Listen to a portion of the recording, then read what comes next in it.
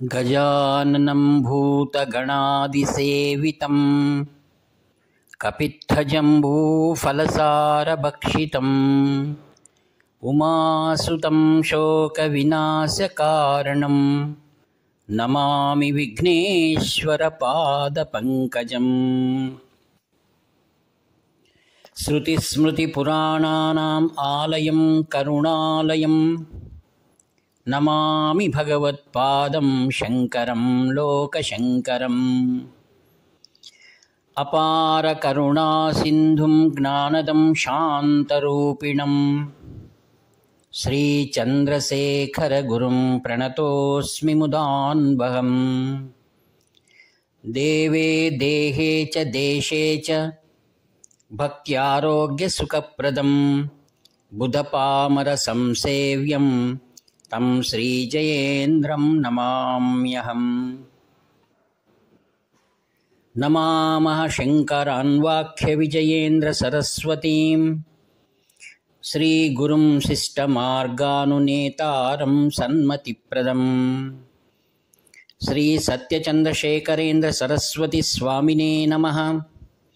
सर्वमङ्गलमाङ्गल्ये शिवे सर्वार्थसाधिके शरण्ये त्र्यम्बके देवी नारायणि नमोस्तुते। ప్రియమిత్రులందరికీ కూడా హృదయపూర్వక వందనాలు. కాంచి కామకోటి పీఠం ఆదిగురు శంకరాచార్యుల వారు స్థాపించి దాని యందు అలంకృతులైనటువంటి మహాపీఠం, సర్వజ్ఞపీఠం, మూలాంనాయ పీఠం. వేద ప్రమాణంగా శాస్త్రోక్తంగా ప్రతినిత్యము కూడా మహాత్రిపుర సుందరి సమేత శ్రీ చంద్రమౌళీశ్వర దివ్య పూజలు శ్రీచరణుల వారి ద్వారా ఎంతో శ్రద్ధాభక్తులతో లోక కళ్యాణంకై వారు నెరవేరుస్తున్నారు. ఆ పూజను చూసి ఎందరో తన్మయత్వంతో భక్తి సాగరంలో పరవశిస్తూ ఉంటారు. ఆ యొక్క యోగలింగం యొక్క మహిమను అనేక మార్లు ప్రస్తావించాం. సాక్షాత్తు శంకర స్వరూపమైనటువంటి శ్రీ ఆదిగురు శంకర భగవత్పాదాచార్యుల వారు కైలాసానికి సశరీరంగా వెళ్ళి పరమేశ్వరుని గురించి శివపంచాక్షరి స్తోత్రమాలను చెప్పి ఒక్కొక్క మంగళవాక్యం చెప్పినప్పుడు ఆ పరమేశ్వరుడు ప్రత్యక్షమై 5 లింగములను ఆయనకు లోక కళ్యాణార్థమై అందించారు. ప్రధానమైనటువంటి యోగలింగాన్ని తన వద్దనే ఉంచుకున్నారు శ్రీ శంకరులు. నాటి నుండి సాంప్రదాయ ప్రకారంగా శాస్త్రోక్తంగా నిర్వహించబడుతున్నటువంటి ఆ యొక్క పూజా కైంకర్యాలను చూసిన వారు భాగ్యవంతులు. ఆత్మీయులారా, ఏ విధంగా తిరుమల తిరుపతి దేవస్థానంలో ఉదయాన్నే శ్రీమన్నారాయణుని మేల్కొల్పేట సమయంలో మొదటగా గోపూజ చేసిన తర్వాతనే తలుపులు తెరవడం అనేటువంటిది ఆనవాయితీ. అది శాస్త్ర విధి. అలానే 2,500 సంవత్సరాలుగా ఆ యొక్క యోగలింగం యొక్క పూజ ఆరంభానికి ముందు సశాస్త్రీయంగా గోమాతను శ్రీవారి సన్నిధానంలో పూజించబడుతుంది. అత్యంత వైభవంగా జరిగేటువంటి వేద ప్రామాణికంగా ఆ గోపూజ చూసి ఆ గోమాత సన్నిధానంలో, శ్రీవారి సన్నిధానంలో, ఆ యొక్క యోగలింగ సన్నిధానంలో దర్శన మాత్రముననే సకల ఫలములను మనం పొందుతున్నాం. కోవుకు మన భారతీయ సంస్కృతిలో విశేషమైనటువంటి ప్రాధాన్యత ఉంది. ఆత్మీయులారా, ఒకసారి అన్ని ప్రాణులు సమానము అనుకోవడానికి లేదు. భగవంతుని యొక్క సృష్టిలో అన్నిట్లో ఆత్మ చైతన్యం విరాజమానమవుతున్న వాటి కర్మ పరిపాకంగా ఆయా రూపాల్లో ఆ జీవుడు జన్మను పొందుతూ ఉంటాడు. ఒకసారి బర్రె లేక ఏనుము అని మనం పిలుస్తుంటామో, అది ఒకసారి ఈ లోకంలో గోవుకు జరిగేటువంటి గౌరవాన్ని చూసి తనకెందుకు అటువంటి గౌరవం దొరకటం లేదు, తాను కూడా దాని మాదిరిగానే మేత వేస్తున్నాను, శాకాహారిగానే ఉన్నాను, మరి నాకెందుకు గౌరవం లేదు అని ఎంతో బాధపడింది. చాలామంది ఎవరినైనా మందబుద్ధి ఉన్న వారిని మనము పోల్చినప్పుడు, ఆ బర్రెలాగా ఉన్నావే, అలా ఎండకు నిలబడ్డావే, నీకు బుద్ధి ఉందా, నీకు ఎప్పుడు బుద్ధి వస్తుంది, ఆవు మాదిరిగా లేవు, నువ్వు పశువు మాదిరిగా ఉన్నావు, ఇలా అనేటువంటి మాటలను మనం తరచుగా వింటుంటాం. అది తమోగుణాన్ని ప్రాధాన్యం అనేటువంటి మాటలు అవి. మరి గోవుకు విశేషంగా గృహప్రవేశం అప్పుడు కానివ్వండి, యజ్ఞ యాగాదులందు కానివ్వండి, ఏదైనా దానం ఇవ్వాలన్నా సరే గోదానమే ఇస్తాం. ఒక చిన్న శిశువుకి ఏదైనా బాలగ్రహ దోషం ఉంటే గోపూజ చేసి ఆ యొక్క చక్కటి వాయినాల్లో ఆ యొక్క బిడ్డను పడుకోబెట్టి ఆ గోపుచ్చం ద్వారా దానికి ఆ శిశువుకు దృష్టి తీసి తర్వాత ఆ బిడ్డను ఆ యొక్క గోవు యొక్క క్రింది భాగం నుండి 3 మార్లు తీసుకొని ఎంతో ఆనందిస్తారు. దృష్టి దోషం పోయింది అంటారు. ద్వాపరయుగంలో కృష్ణ భగవానునికి దృష్టి తగులుతుందనేటువంటి ఆలోచనతో యశోదాదేవి అనేక మార్లు గోపుచ్చంతో శ్రీకృష్ణ భగవాను దృష్టి తీసిందని మనం వింటున్నాం. అనేక యుగాలుగా గోవుకు అంతటి మహత్తరమైనటువంటి గౌరవం ఉంది. గోవు సన్నిధానంలో ఎవరు నిద్రిస్తారో క్షయ వ్యాధులు దూరమైపోతాయి. శ్రీకృష్ణ భగవానుడు ఎందుకు గోమందులోనే ఉన్నారు? ఏవైతే రాక్షసులు ఎవరైతే ఉన్నారో వాడు ప్రయోగించేటువంటి దుష్ట శక్తులన్నీ కూడా గోమందను దగ్గరికి కూడా రాలేవవి. అందుకే ఆయన ఎప్పుడూ కూడా ఆలమందలోనే ఉండేటువంటి వాడు. సాయంకాలం గోవులు తిరిగి వస్తున్నప్పుడు దాన్ని ప్రదోషము మరియు శ్రేష్ఠుడి గోధూళి ముహూర్తం అని కూడా మనం పెద్దలు చెప్తూ ఉంటారు. ఈ విధంగా ఒకసారి ఆ బర్రె బాధపడి నాకు దీని పరిష్కారం ఎవరు చెప్పగలరు అనుకుని తను సృష్టించినటువంటి కైలాసాన్ని పరమేశ్వరుని దగ్గరికి వెళ్ళిందట. పరమేశ్వరుడు ధ్యానమక్తుడైన వాడు చూసి, ఏం పసరము నీవు వచ్చావు అని అడిగాడంట. స్వామి, నేను ఏమని చెప్పాలి, నాకు భూలోకంలో ఎంత మాత్రం విలువ లేదు, మర్యాద లేదు, నీవే నాకు ఏదైనా దారి చూపించాలి, నాకు కూడా అటువంటి గౌరవం దొరకాలి అన్నాడు.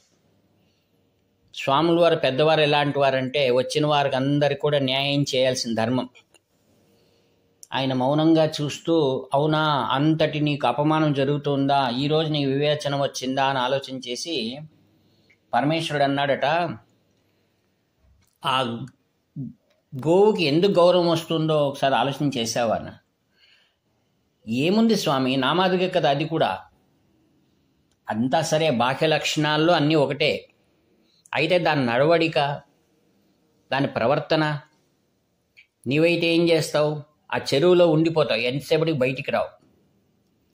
నీలో తమోగుణం ఉంది, వర్షం వస్తున్నా సరే అలా వర్షం నిల్చుకొని ఉంటావు. స్వామి, నాకు సుఖం స్వామి, ఆనందం ఉంది, నేనేం చేయాలి? మరి గోవెందుకు అలా పక్క వచ్చేస్తుంది, వర్షం పడుతున్నట్టే చెట్టు నీడకు వచ్చేస్తుంది, నేరుగా ఇంటికి వచ్చేస్తుంది సమయం అయిన తర్వాత, తన బిడ్డను ఎంతో ముచ్చటగా ప్రేమిస్తుంది. ఈ లక్షణాలన్నీ దాంట్లో ఉన్నాయి కదా. అందుకే సకల దేవతలు కూడా ఆ గోవులో ఉంటున్నారు, అందుకే అంతటి గౌరవం దానికి దక్కుతుంది. నీవు లక్షణాలను మార్చుకోగలవా అన్నాడు. అప్పుడు అది సాధ్యం కాదు స్వామి, నేను సుఖానికి మరిగినాను అని.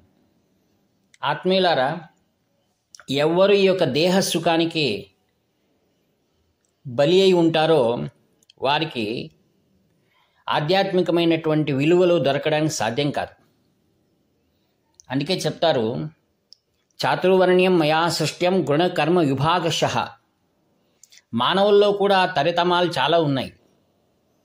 ఎవరిని కూడా ఎవరు అడ్డగించటం లేదు, అందరూ అభివృద్ధిని సాధించాల్సిందే. అందరికీ వ్యాపకమైన అవకాశాలు ఉన్నాయి, వాటికి ప్రయత్నం చేయాలి.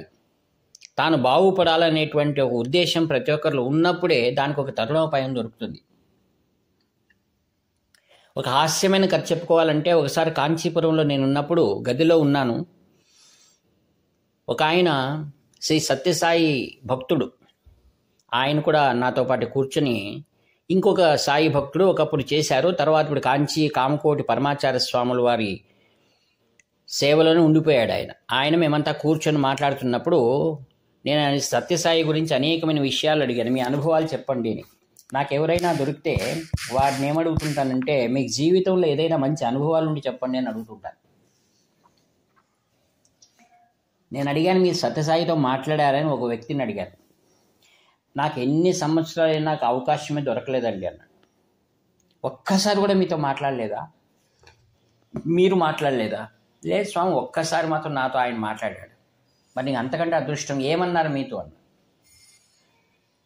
ఆయన వస్తున్నది గమనించలేదండి, అలా నిలుచుకొని ఉన్నాను. అందుకు ఆయన అన్నాడు, ఏరా దున్నపోతా అన్నాడు, పక్కకు దొరుగు అన్నాడు. నేను వెనకల సాయి ఉన్నది చూసి ఆశ్చర్యపోయాను, పక్కకు తొలిగానండి. అదే మాట అండి నిన్న. ఎప్పుడు అంతకంటే ఎక్కువ ఆయన మాట్లాడలేదు నాతో అన్నాడు. ఆయన దానికి ఆయన సంతోషిస్తున్నాడు. అంటే గురువు దున్నపోతా బర్రె అని అలా అనడం ఏంటంటే, నీకు ఎంత మందబుద్ధి ఉంది, నీ పరిసరాల్లో ఏమవుతుందని అనుకుని గమనించుకోకుండా ఉన్నావే అని. అందుకే మానవుడు ఏం చేయాలంటే, తరిగిపోతున్నట్టు ఆయుష్ ప్రమాణం వెళ్ళిపోతుంటుందండి. నళినీ జలగత అతి తరళం విద్వజ్జీవితమతిశయ చపలం విద్దివ్యాధ్యభిమానగ్రస్తం లోకం శోకహతంచ సమస్తం గోవిందం భజ గోవిందం భజ గోవిందం భజ మూఢమతే అంటారు. ఆత్మీయులారా, మనం ఎప్పుడు మేల్కొంటాం? మనలో గోవు లక్షణాలు రావాలి. ఏదెంతో చురుకుగా ఉంటుంది. మరియు ప్రతి ఒక్కరు కూడా గోవు దగ్గరికి వెళ్ళి గ్రాసం అందించి నిల్చుకున్నప్పుడు అది ఒకసారి ఉచ్ఛ్వాస నిశ్వాసాల ద్వారా మన నాడీ మండలంలో, అంటే మన యొక్క చేతి యొక్క మడి భాగం ఏదైతే ఉందో అక్కడ ఒకసారి వాసన చూస్తుందండి. అది ఇతనికి ఏ వ్యాధి ఉందో అది గమనించి దానికి తగినటువంటి చక్కటి వాయువుని అది వదులుతుందండి. అందుకే గోవు గ్రాసాన్ని మన దగ్గర ఉండి ఇవ్వాలి. ప్రేమతో దాని యొక్క శరీరాన్ని నిమరాలి. దాని యొక్క గంగడోలు ఉంది కదా, దాన్ని ఒకసారి మనం అలా చేస్తే అది ఎంతో సంతోషిస్తుంది. అందుకే గోవులు ఉన్నటువంటి ప్రదేశంలో మనం వెళ్ళి మనం సేవించుకునేటువంటి భాగ్యాన్ని మనం పొందాలండి. గోశాలలు పెట్టుకుంటారు చాలామంది.